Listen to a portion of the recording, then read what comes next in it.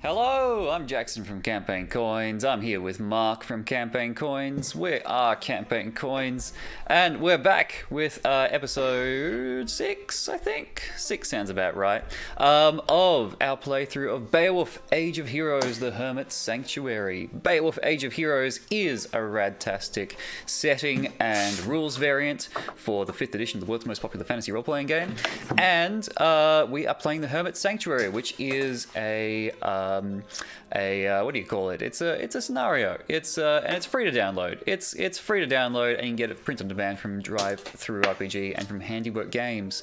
We're having a great time with BEOWULF because it's a game all about duet play. As you can see, there's one Gamemaster, there's one player, as is the BEOWULF tradition.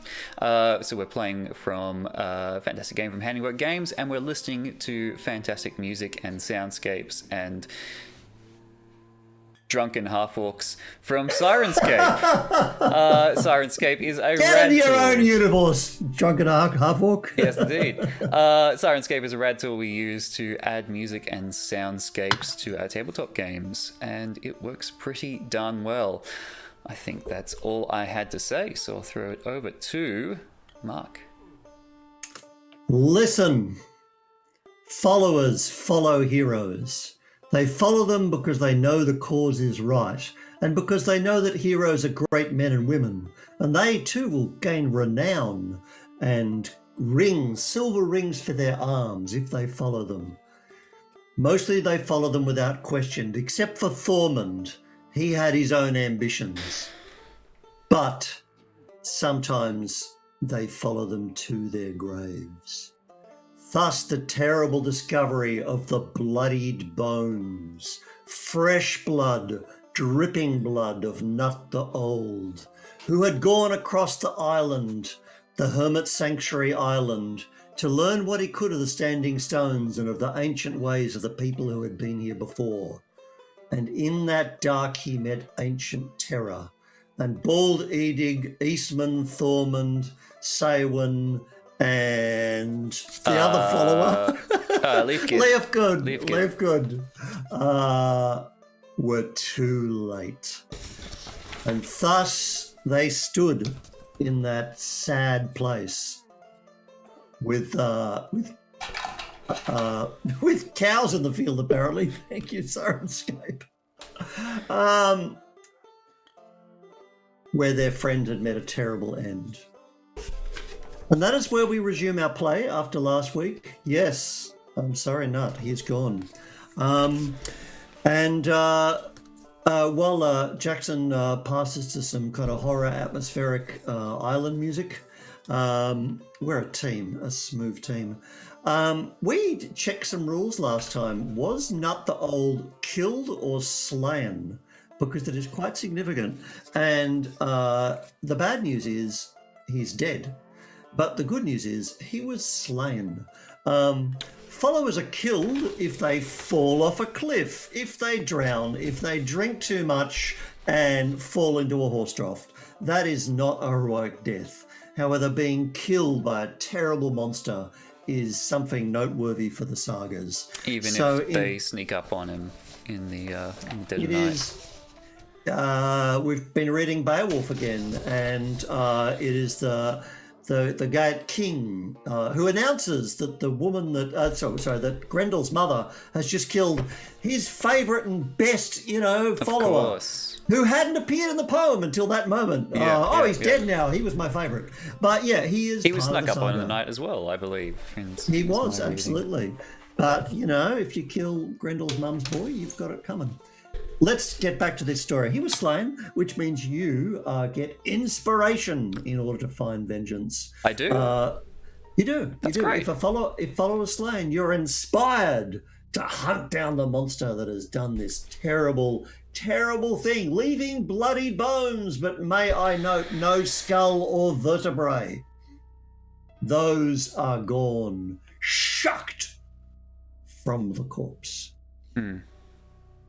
So there you are, in the dark, with the hot blood of Nut the Old assailing your nostrils. There are your followers, Saywin, who has not been well this whole time. slumped against a gravestone, all colour drained from her face, but yet her jaw set in grim determination. There is Thorman stalking around like a caged beast because he's wearing the bloody bearskin of the berserker. And there is Leafgood leaning on his spear, still catching his breath. And there is Eastman looking very sad because Eastman is not a deep thinker, but he is sad. What happens? All right. We'll bear the body back to the sanctuary, have it prepared, along with our other crew and followers, and we bury them at first light. All right. So Leofgood takes off his cloak and then lays it upon the ground, and your followers begin to collect the bloody bones. So it's not a good burying of a corpse. No, but it's better than nothing. You are paying all due Christian respect to such remains as they are. But what has happened here has been horrible. But in that last moment of death, it is though Nut the Old has sent you one last message. Yes. Insofar as his lifeblood draining down that broken standing stone where you had been looking for the top half of this stone for some time. And here it is. Earlier you'd seen the sandals and the rays of light, and now you can see the whole picture of a figure, a woman with or a man. It is hard to tell. They have flowing hair, in sandals, holding up clearly an amulet. That is to say, a disc, but you would identify it as an amulet. And this is the same design that you have seen in the ancient ruins. And it's up here on our Google Jamboard TM now. Google, not just privacy invasion, also handy digital tools. So there is that intertwined pattern of serpents. It is a cross, but not the cross, the Christian cross upon you wear around your own neckball, Eadig, as a follower of the book. It is an older cross than that. And this figure holds this amulet in their hands, and shirking away from it, the huge figure that you recognize from the standing stone next to the sanctuary, the huge figure of the monster, shrieking as it recoils away from the light coming from this amulet. All the rays of light are being emitted from the amulet, covered in blood. Don't like it. Yes, so we'll make careful note of that, and head back to the sanctuary, where I guess we left just as the feast was in full swing. I think as dinner was starting up. So I hope it's not too late. Correct. Well, of course it is some time, but the doors open. Faces turn to you in the warmth of the light with smiles and gladness that you have returned. But when they see the look of your countenance, a hush falls as you walk in first, followed, I think. You're bringing the bloodied blanket into the hall, or are you placing it in the storeroom outside? No, I think we should honor Nut at least somehow. He can sit with us for one last night, I'm sure. All right, so everybody knows you're bringing home a body, and also particularly there's some confusion among the sailors, but everyone knows what is left. Faces fall to ash. Cairo, the housekeeper, shrieks and clutches her crucifix. Frifka looks stunned. Eadig the ball says, with that mix of fear and cool of a 12-year-old, who knows that he is caught up in this moment of history, and of course the hermit who's there as well. So in you bear him, the crew quickly move one of the benches and place the bench at the head of the hall so that he can be placed there. And the followers of the hermit then bring some relics, so like crosses forward, so that can be a moment of prayer for a kind man, a good man. And there is a wailing, a terrible wailing, as rushing forwards comes Nut the Younger. Not the Younger, one of your crew. Oh, what a twist. Absolutely. Well, that's because he was crew, so he didn't exist in the story, right? until suddenly the poem mentions him, and I think during the week, what about Not the Younger? So there he is, rushing forwards, and Not the Younger, knows how to pull an oar, listened to his father's story, but, has not excelled, hasn't been in the story till now. But yeah, he is absolutely crushed and by this and stricken with grief. And the men and women of the crew go to him and comfort him. So yeah. Well, I think I should probably speak once the wailing has died down a little bit. Mm-hmm. My friends, my followers, my crew, our kind hosts, I fear I have failed in my goal of keeping all those who step foot in this island safe. I fear I have tarried, and I fear I was distracted by the landing of the Danes. And I fear I am to blame, at least partially, for the death that has been brought into this hall this night. So this I swear to you with renewed vigor, and by my strong arm and strong spirit, this monster will not live to see another sunrise. All right. Well, people are moved by this, and people who follow the old ways will be kind of protesting, but people who follow the book understand that this is very Christian penance, and they respect you for it. But there is a great kind of murmur in the hall, and certainly when you make that pronouncement, you see Leafgood go. And he reaches for a spear, which is just there, because spears are always just there in Beowulf. And he's heard that you're going out. This will be a long night, because Bald Eadig has made this pronouncement. So, yeah, those are comforting, strong, and heroic words. I would give you inspiration right now, but you already have it, so don't be greedy. In fact, in my head, I meant to say the sunrise after, but the words already came out, so I guess we're going out tonight. Look, but that's what heroes do. That's what heroes do. Why don't you make a retrospective? No. I think at this stage, I think Eadig is kind of tempered a little bit by that Catholic guilt, and would very much like to head out and at least attempt to put a stop to this monstrosity. But at the very least, I'm just not going to rush straight in. If the moment to speak is past, if the speeches are done. No. You're a hero. If you stand, everyone listens. No. I'd like to try once more for a private audience with the Hermit. Absolutely. Just a little later on in the evening. Yeah. So the Hermit actually he himself will stand. And he speaks very softly. I won't speak that softly because the people at home, won't hear it. But he speaks softly, but yet such a hush falls upon the hall that his words are clearly heard.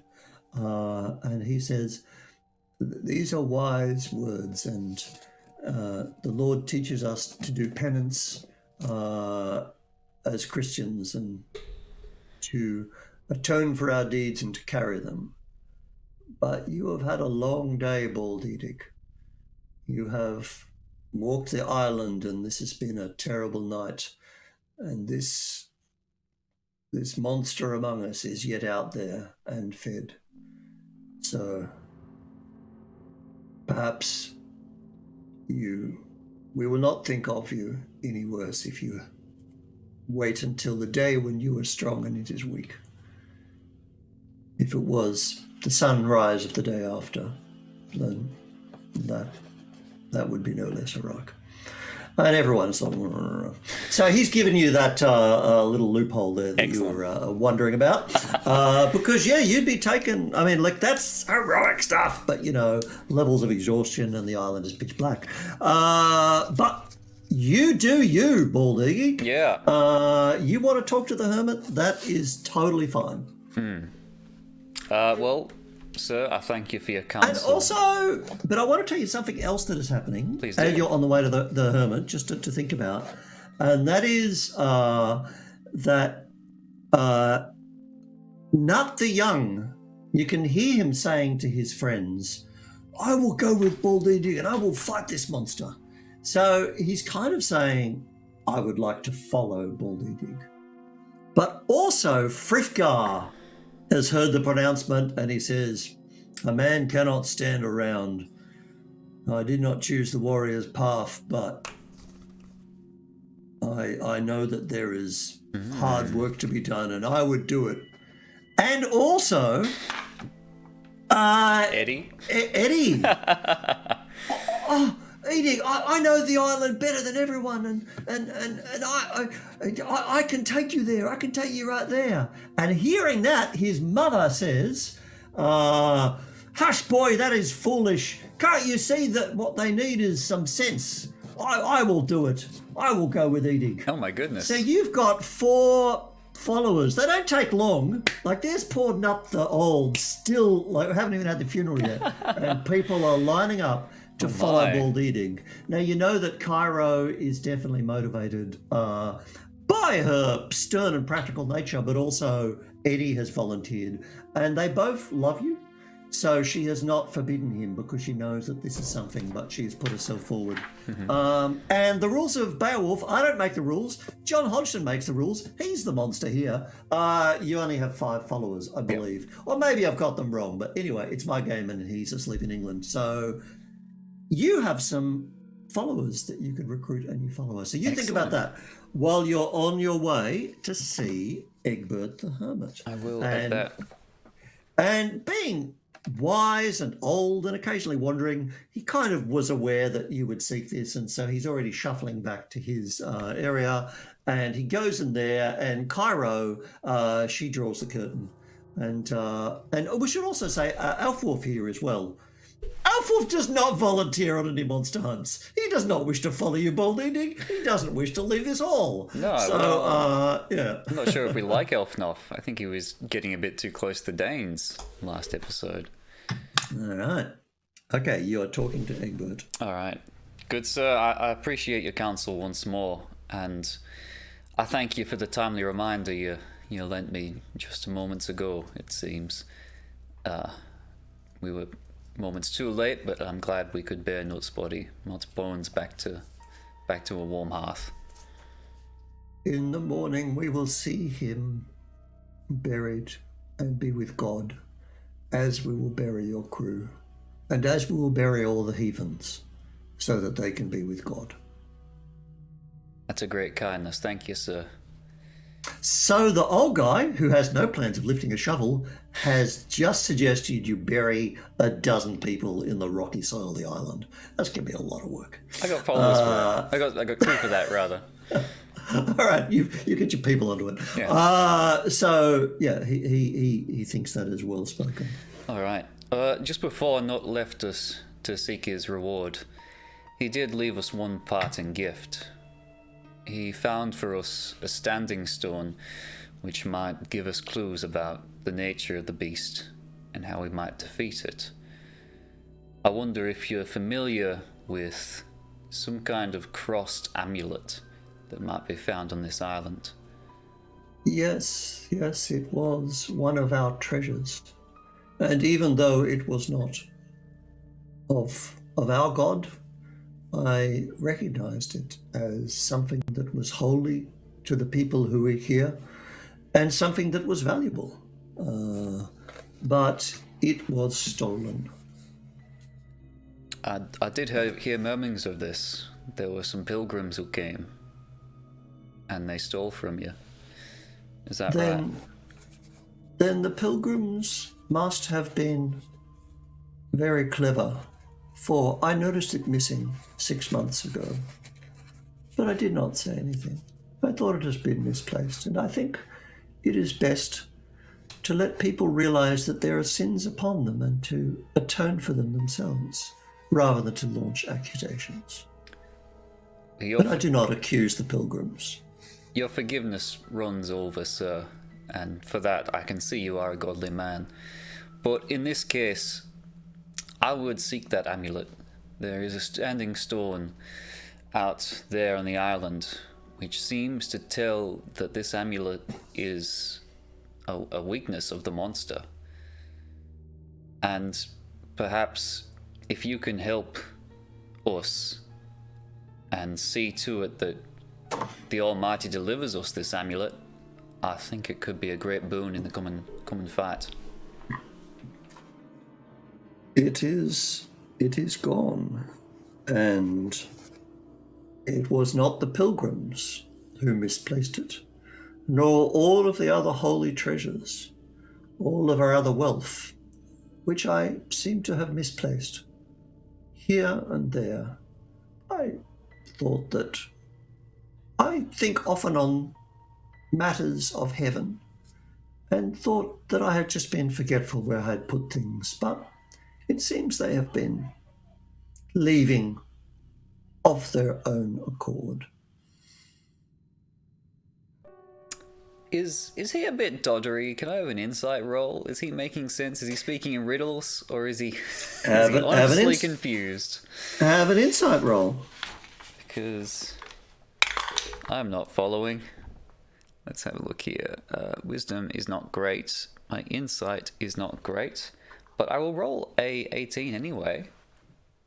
All right. He is on the cusp that he knows that he is aging and that he knows that he forgets things. And we know this as we grow old. We know what we're capable of, and we know, like me, I'm 56, when suddenly words are like, that's not the word I meant to say. So, I said the other one, let's move on. It's not like it's on a live stream or anything. I'll be fine. So he is aware of that, but he's looking at you and his old blue eyes. And the insight you're getting is that he's aware of what's going on, and he believes that people might have been exploiting that, thinking that he is doddering. And whilst, yes, he is of advanced age and he is definitely passing on his trajectory into heaven, he's not as... but he he's not as unobservant as someone has decided he is. But he seems to be unwilling to latch onto this idea that the amulet is going to save us all. Is that fair to say? This discussion has been very much about the missing items. He's finally, he would say, and the amulet, of course, it is in the gravestone, in the graveyard. Now you can make an intelligence roll for me, Eadig. He's telling me the amulet's in the graveyard. That's all right then. 17. He said on the graveyard. Clearly, it sounds better in Anglo-Saxon. In other words, it's depicted there. Yes, of course. Now he's described the physical artifact that was in his possession. He has just told you about this with the saintly patience of a man who told you that yesterday morning. Oops. He said, go to the graveyard. That was weeks clearly. ago, though. People can wind back the stream and see it. Yeah. So, if you're binging this, then I look like a complete idiot right now, I'm sure, because it was hours ago for you, and it was weeks ago for me. That's my excuse. We'd like to say once again, thank you, Jackson, for running the stream board and the stream deck and all the tech and running Sirenscape and putting up with my bullshit and teasing. But yes, indeed, he's being saintly and patient, but he told you to go look at the thing, and so he's well aware that I believe the Serpent's Cross is something of the old people that you or I would not say is a godly miracle, but it is clear that they put their faith in it, and I think it would be if it were back with us. And this is why I said perhaps you have made an oath to kill the monster by sunrise, but perhaps you meant next sunrise, because I think we would all feel better. But it was misplaced 6 months ago, long before the pilgrims arrived. Mm-hmm. Well, I am inclined to put my faith in it, because I believe that Oldnot put his faith in it. Thank you for your advice so far. All right. So you open the curtain. You can make a perception roll for me. I sure can. Yeah, probably not. 4. No worries. So as you come out into the hall to go back, and there's this crowd, and there is mourning, and there is chatter, and there's hushed tones, and also just like we can't say it's electric, because hey, that stuff's not come along for centuries, but there is definitely an energy here that the monster has struck, and it has struck at the heart of the hero, and now the hero is going to sort shit out.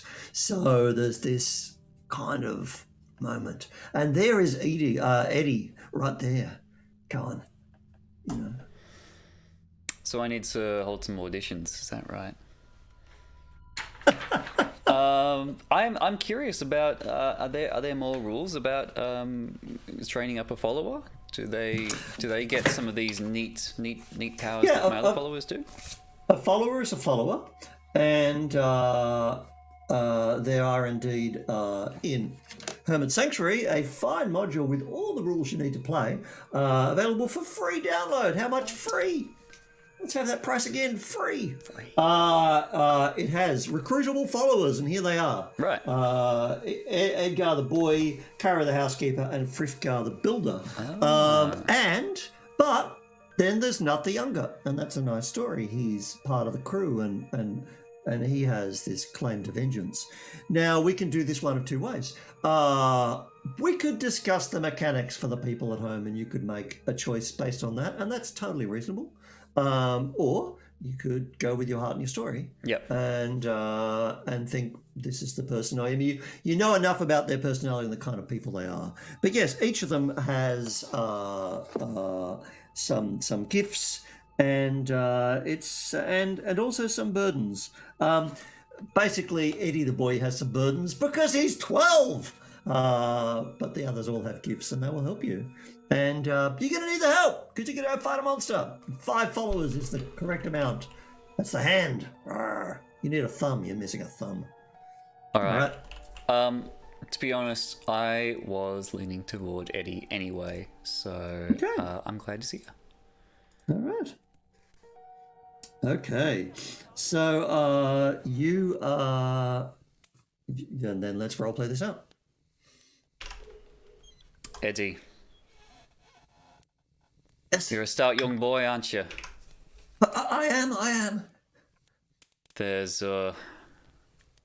I don't want to lead you astray. I don't want to sugarcoat anything. I don't know I like sugar.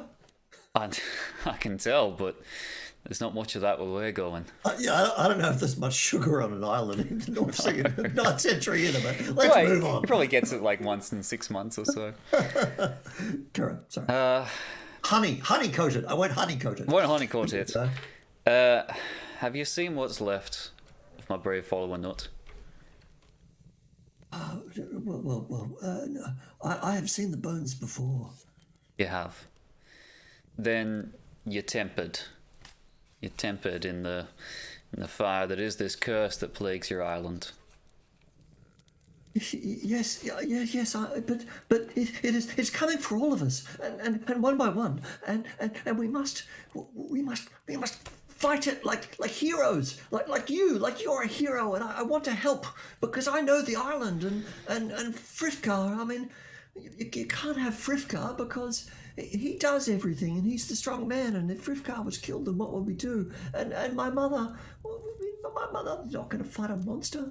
I see you've thought this and through. she feeds the hermit, and he's just subtly putting his case, just, a little bit of 12-year-old politicking there from the kid, and clearly underestimating his mother as 12-year-olds do, because Cairo gets shit done. And right now she is looking at this conversation very intently with perhaps like a tear in her eye, but she will not stand in the way, as she has decided she cannot stop the boy from growing to be a man and from engaging. He has had every opportunity to become a monk, but his heart, like his father, yearns for the cauldron of combat, and she will not stand in his way. All right, Eddie, I think I have a place for you among my followers. It's going to be hard, and I'm going to be relying on you. Oh, yeah, yes. I will, yes. And you understand that it's real mortal danger we're facing. Yes. And I can't guarantee you'll be kept safe at all times. It will be all right. I will find. I know where it is. I know the cave. I can take you there. Then that's what we'll do. First light. I want you at the head of my party, and you'll show us what you know. I will. All right. So he is. Then he runs to tell his mother. I was going to talk to her first. Oh well. Well, are you quicker than a 12-year-old? Probably in a not. Crowded hall? Have you seen the size of this guy? He's not nimble. All right. So he runs over there in such excitement and such happiness and a bit of giddy, delirious terror. But he's like, Mum. And she sees that, and she sees everything she loves in him. His spirit and his boldness and his pure heart. And she congratulates him, and she towels his head. And because she's taller than him, she looks over the top of his head at you, and she's weeping. Oh. She's smiling to the boy, but she's crying. So you better look after him, Bald Eadig. You better look after him. All right. I have some good news about Eddie's stats. Right. I'd love to hear him. One of his gifts is he's meek, which means he cannot be targeted by a creature unless he's the only target in range. Oh my goodness, that's delightful. So, thank you, John and Jacob. It seems like Eddie, unless all of you die, he might be okay. Excellent. He'll be the last. Unless you send him off by himself to look at a standing stone in After Dark, he should be just dandy. Too soon. All right, and yeah, technically I was that monster. So you have a new follower. He's a churchgoer. He can engage and he can rescue. You know those powers. So engage means he can engage enemies. Rescue, he's part of the people who can extract you from danger. He is pure. So he has advantage on wisdom and charisma saving throws. Amazing. And he's meek. So in other words, the creature, like Leofgud is dangerous, Eddie is a snack. So you save your snack for later, you get rid of the danger first. Brilliant. So he's the last person to be attacked. But his burdens are he's eager, which means, so there's a recruitment check. I didn't know there was a recruitment check. What the hell? The story's moved on. You actually have advantage on recruitment checks for him because he wants to be there. So I really should read these rules more. Doesn't matter, don't care. And he has disadvantage on intelligence and wisdom checks. He makes bad choices, like following the wrestler to a monster cave. All of us would say that is not a good choice, but he has made it, and his mother has approved. So you can have another perception roll for me. Oh, once more. This is a bit better at 16. 16. All right. So Frifgar comes forwards and he claps the boy on the back, knocks him 7 feet across the room, and gets a whack from Cairo for being too rough with him, who's going to need to learn to handle the rough. I'll handle your rough in a second, she says, kind of, waving a skillet near his nether regions. And you kind of looking around at this scene and idly think to yourself, well, what about Elfnoff? Why isn't he coming forwards to, be part of this and to have some words for the boy? Elfnoff is doing everything he can to not meet your eye or be in your eye line. Yeah, I don't like him. He's like, it's any way he can be in this hall and not be where you are, he's actively avoiding you. You can see that now. So he's not part of this scene in the slightest. All right. I'll just have some brief words with Thriftgar. I'll tell him, I think the boy's going to help. I think the boy's going to be the one to help us find this monster and bring it down. And he knows the island, and he climbs. He climbs like a really good climber. He's not going to say monkey. He's never seen monkey, but he can climb. And I'll do my best to keep him safe. He can go places where only the gulls can reach. And I have a feeling he'll be if the monster can't kill all of us, he'll be the last one out. That I can promise you. Because he's meek. Right. So that is a lot less comforting than you think it is. That's all right. I don't care. Because if the monster kills all of you, Frithgar's next in line, but he... I can see you're a stout man and you'll be able to keep him safe and Kara will be able to keep him fed, but until I return and the monster's dealt with, I'd keep a close eye on Elfnoff.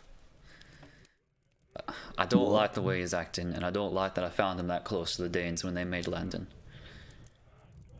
You found him where? Well, when the Danes landed, after we drove him off, we found him hiding in a boat. That made me think he was a bit close to the Danes than we thought. But he hates the Danes. Well, does he? Yeah, and there's... Oh, no, he did trade with that Dane trader. That is true, but then he spoke ill of him.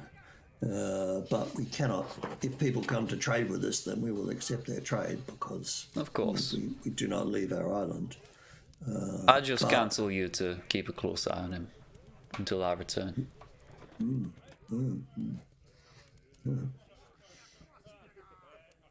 Well, now, what will I do tomorrow? Will I finish building the wall or pull the wall down or dig graves? Do whatever you need to do to keep the sanctuary safe. My crew will be able to dig graves and help with the wall. They're at your disposal. So we'll keep repairing? I suppose so, aye. All right. I think that's all the housekeeping I needed. Yes, indeed.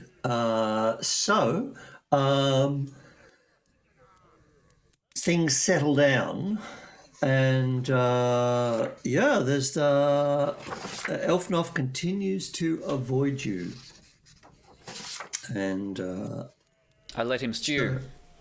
All right. Weirdly enough, if he has nothing to do with you, there's no stewing involved. That suits him very well to stay away. All right. So you will finally rest and have terrible dreams. And the next day, your crew are up and they get shovels. They'll go back to the boat and get tools from there. They've probably already brought some tools up. And they will go to the graveyard across the island where the gulls wheel and the seas churn and sweep all around and the wind blows. And they will dig many lonely graves. Are you going to... The Hermit says that the heathens, the Danes, should have Christian burials. What are your thoughts on that? This is his island. I think if that's what he would have, then we won't stop him. Okay. All right. So those of your crew who follow the old ways are slightly taken aback by that, and that makes them worry about their own kind of afterlife. And but they are sworn to carry your burdens, and they will do as told. All right. And then once that is squared away, Well, you're going to have some time whilst that's. I mean, they're digging in the hard ground, sure. and then there will be a funeral with the hermit. Well then, And also, the other thing that happens as you're talking to Frifgar and you're telling everybody what to do for the day, then Egbert does emerge for his breakfast of gruel, and he kind of looks at you, and he's kind of gives you a long searching look, and he looks around the hall, and what is another follower missing? no followers. It's like he's pausing in surprise, and then he goes to the breakfast table, and he says, "Where's my spoon? I must have misplaced it. Oh no, here it is. It's funny how sometimes you can misplace something." Eadig's not that bright. Poor Hermit. He likes people to come to their own kind of revelations, but Saywin is. Excellent. What's the thing with the spoon? Is this a Hermit thing? Yeah, it's a hermit thing. This amulet we're meant to find. He was telling me about how it went missing some time ago, and well, he's been losing treasures left, right, and centre. It seems. What? Losing treasures? Aye, you might remember some of the other folks of the island thought that the pilgrims were stealing them, but Heb's not too concerned. He reckons he misplaces them more often than not. Oh, bullshit. Well, if things have been going missing, then someone's been stealing them. I mean, that's why you put watch on your things. I mean, I don't have my trade goods watch right now, but hey, there's a monster out and there's no one else on this island. Somebody's been stealing them. It's either the kid's been souveniring them. I don't think it's the housekeeper, and I don't think it's Frifkar. He just doesn't want for much. It's the kid or the trader. It's obvious. Well, You want me to shirt front him? I suppose if you have your suspicions, then that's not a bad idea. I don't like the fact that he was in our boat. Maybe you don't think he was digging around in our boat, seeing what he could lift? For sure, probably. Yeah. Well, That's Selwyn, if you didn't think of it. I'm sorry. I should have thought of that. I can't shake this cough. I've been eating this hermit's gruel, thinking it'd be some healthy shit, but no, it's just disgusting. It's too salty. if you have an idea about what was in our boat and what might be missing, and if you find that around Ilfnof supplies, then that's it. Anything of value is on her arms. She says, pointing her bare arm as a pointed reminder that she didn't get a ring after the last battle. So if he was looking for things like the hermit's goods, then he would be disappointed. Well, But it's dodgy and it's shirt fronting. It's a small island. We can't have this bullshit going on. I agree. All right, I guess I'll square away some time in the morning to corner Elfnof. Alrighty.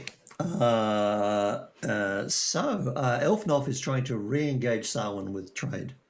We should conclude our trade that we've started to talk about. Are you feeling better? I'm not feeling better. I don't feel like trading. You can fuck off. Sarwin is over it. You know, she's just absolutely over it. It's like, oh, well, I must say that's.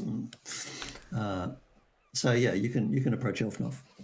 Elfnof, we haven't had a chance to speak since we found you on the beach yesterday. Ah, Eadig! Yes, I was wanting to talk to you, says a man who's been within 10 metres of you all night.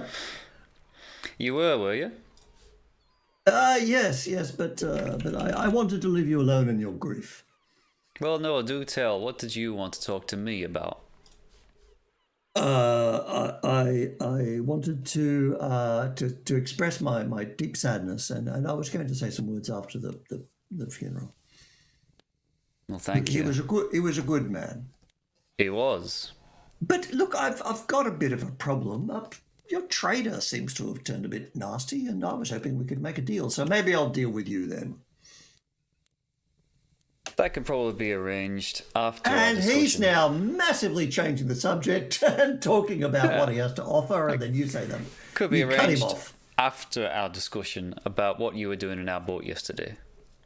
Oh, I was inspecting. As I said, I was just looking for the goods that would be had to offer, so that I could. Without sailing and without any of my crew nearby?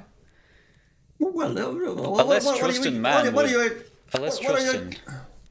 trusted man would say you were looking to steal. Steal?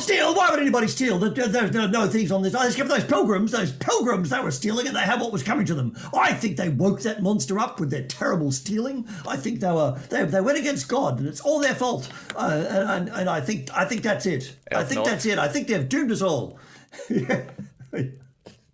Regardless of what you think may or may not have happened, I'm willing to put past grievances behind if and when I find them, if you're able to help me with a small task. Yes. I need an amulet that went missing 6 months ago from the Hermit. If that's delivered to me, then I can open the book and find a way to forgive you for any past misdeeds that I will find. And if not, then I'm afraid your future on this island is in jeopardy. Just misplaced it. Regardless of how and why it went missing, I'm tasking you with finding it. Well, I'll have a look. I'll have another look. I'm sure he's just missed it somewhere. Do I need to roll to intimidate, or he seems pretty Yeah, pretty concerned as it is? He is absolutely. You know that you've got him, but if you throw an intimidate on him, you'll spill his guts. Excellent, because Bold Eadig is, of course, has an imposing presence, which means he uses strength instead of charisma to intimidate people. Okay, so I love that. You're saying how you'll forgive him while cracking your knuckles. Yeah, Flexing. forgive him if he does exactly what I say and how I say it. So that's gone very well. I've rolled a 17. I've got +4 strength and... I just can't. I can't. Look, I'm sorry. He's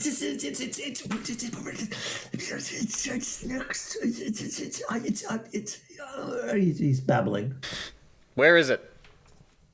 It's in my boat, next to the cave, and I think that's where the creature lives. You can't imagine what it's like being on this island with these people. This old man, it's killing me. It's killing me, and now it really is killing me. It's killing you? And he doesn't need these treasures, and I thought that I would take them to a larger church and somewhere else. You can save your babbling.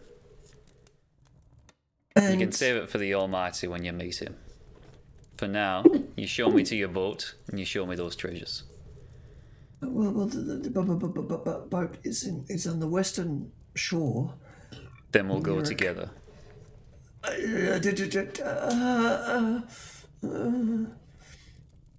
That's my final word.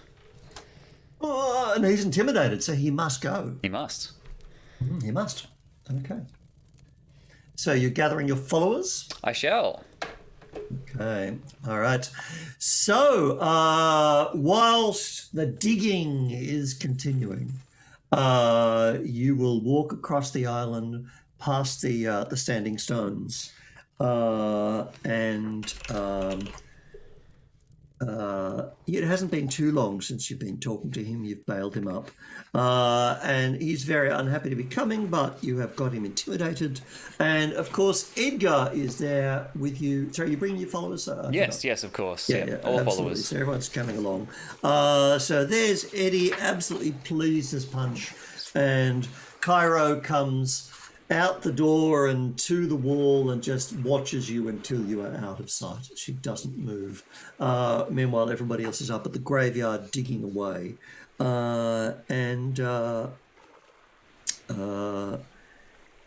So So as you're crossing the island, and there is the skies are grey, but perhaps there is a miracle. Do you have a worship skill or religion roll? Do you mean the religion skill? That's what I'm flashing to here. Yes, that's the one. Oh, I am. I've got proficiency in religion. There you go. That's just an 11. Okay. All right. Cool. Then make a perception. I sure will. And that will be a 12. Marginal improvement. Okay. 12 is what I was looking for. So you are reflecting about your faith, and in that moment, there is a God ray. So the grey skies above, this can happen in an overcast sky, that there is a parting, and literally there is a God ray as illuminating a standing stone on the northern cliffs. Well, that's auspicious. The Lord is sending us a sign. All right. All of your followers of the book, certainly Eddie and others, and he's like, yes. Everybody is, you say that, and they all, it's like everyone says, yes. All right. What do we do? We look at the standing stone. All right. So you will go up, and so you've been home to the Western Cliffs. Elfnoff is like, is this way? As you are heading up to the other, this is going past the graveyard and a little bit up towards the centre of the island.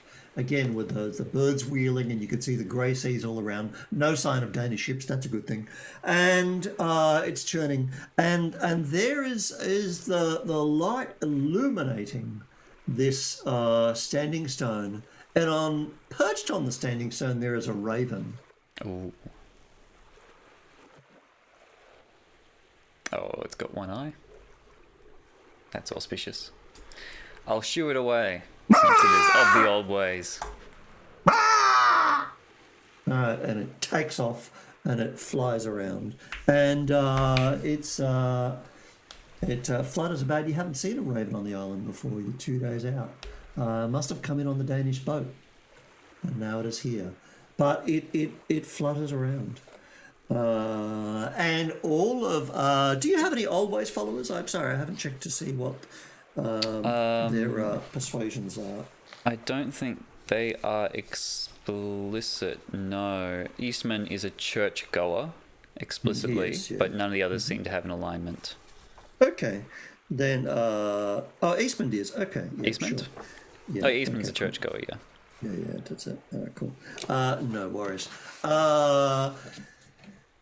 Then maybe Nut himself would have made something of that raven, but and maybe Nut sent the raven. Who knows? But the raven takes off, and there is a standing stone, and you see that this shows the island.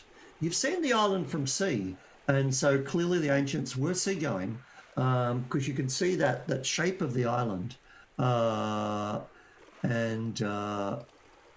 Just do you have that fantastic? There's that fantastic image of the island from the sea. So you can see definitely that kind of straight rock rising from the waves. But there are little figures, and they are these again the figures of the ancients, and they are building a tower. But what is interesting is directly below that tower, in a straight line, there is a cave. And in that cave, there is the figure, a massive figure, stretched out, asleep or dead, between two standing stones, in the earth in a cave, directly below where the tower was. Well, I think we've found a map of the creature's lair. It's tied to the tower, as we suspected. And hopefully, we'll find it in this cave. So Now you turn around and Elfwolf will take you back until you're on the Western Cliffs, not far from the tower and looking down. And Eddie says, "That's it. That's the boat I was telling you about, the little boat." And indeed, there is the small boat that he had mentioned he'd seen, and it's been smashed. And Elfwolf, who hasn't confessed to everybody else, and he's hoping it will never come out, so he just kind of steps up quietly to you and says, "That is the boat that the pilgrims didn't need it anymore, and the treasures were in it, in a bag, and I'm sure they are still there. But I was it smashed to pieces the last time you saw it? No, the monster has done that." Well, let's get down there. We need to find that amulet. All right, so you're standing at the top of the tall cliff, and it's going to be a perilous climb. It's a long way down, but there's Eddie saying, "Give me the rope. I can do it." I believe you can. Right, and so we see all of you up there on the headland, with the gulls wheeling above you, and high above that one raven circling, looking down at the smashed remains of the boat, and you can see just beyond the boat, and it is a dank section of the beach with glistening sharp rocks and pools encrusted with barnacles and slick with moss, and looking down you can see the ancient opening, a yawning darkness of a cave. And looking at where the cave mouth is and where the ruins are, you have no doubt, especially as now you can see here and there a glittering white bone on that beach, that you have found the lair of the monster. And next episode, you'll go in. Thank you. Can't wait. Alrighty. Things are hotting up. I'm glad. We're going to have a monster fight, I reckon. Finally. Next session. Who can say? Thanks for watching, everybody. We've been playing BEOWULF Age of Heroes, the Hermit Sanctuary from Handiwork Games. We've been listening to lovely seascapes and fireplace-scapes and spooky music-scapes by Sirenscape. And yeah, they were good scapes. There were some good scapes. And we had a great time. We were Campaign Coins. See you same time next week. Ciao.